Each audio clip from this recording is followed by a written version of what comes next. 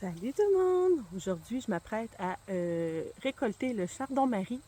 Alors, ceux qui connaissent pas le chardon-marie, c'est une plante médicinale qui est utilisée depuis des milliers d'années pour ses vertus tellement puissantes pour le foie. Ça nettoie vraiment bien. Même pour les personnes diabétiques, ça favorise vraiment le nettoyage du sang, vraiment à conseiller. Donc, moi, c'est la première année cette année que j'en cultive. Alors, équipez-vous comme il faut. Parce que c'est bien beau les petits pompons mauves, mais ça pique. Alors, équipez-vous. Moi, je mets des gros gants comme ça, là, en caoutchouc ici à l'intérieur de la main. Vous pouvez mettre même 2 paires de gants. Bon, ça y est, j'ai pris 2 mains pareilles. On va y aller comme ça. Non, je ne serais pas capable. Et après, on se laisse un petit bout de tige quand on récolte les pompons. On les laisse un petit peu. Je vais vous approcher pour que vous voyez bien. Comme ceux-là ici qui commencent à faner. Hein, sont pas à leur apogée, là, comme peut-être les plus jeunes par ici, qui sont plus à leur apogée. Mais là, en autosuffisance, des fois, on ne choisit pas toujours nécessairement le moment parfait, idéal. On le fait quand on commence à avoir du temps. Puis là, le canage commence à arriver aussi. Fait que j'ai décidé que je récoltais mes fleurs aujourd'hui pour évidemment les laisser sécher. Là, j'ai apporté un bac. Je vais toutes les mettre dans un bac. Vous pouvez prendre un sac, n'importe quoi que vous avez sous la main. On les laisse à peu près un mois, je vous dirais, pour que ça sèche. Puis, on va voir le résultat ensemble dans un mois. Je vous reviendrai là-dessus. Évidemment, les jeunes pousses, la tige se consomme sur la jeune pousse. Je vais essayer de vous trouver ici les plus grosses feuilles. Comme ça, si j'en prends une. Voilà, ici. Tout ça ici au milieu. Je vais déposer mes ciseaux. Tout ça ici, la carde, tout ça se mange. Évidemment, on peut la faire bouillir pour la manger. Moi, cette année, je vais y aller vraiment juste avec les fleurs pour récolter les graines. Puis c'est avec les graines plus tard qu'on pourra faire soit des concoctions, soit des tisanes, soit les moudres. Il y a plusieurs façons là, de pouvoir les consommer après, pour le thé par exemple. Alors, on y va, on coupe ça. Je laisse une petite branche aussi pour pouvoir les manipuler plus tard dans les autres étapes. Ça va faciliter la tâche. Faites attention parce que même avec les gants, c'est très piquant.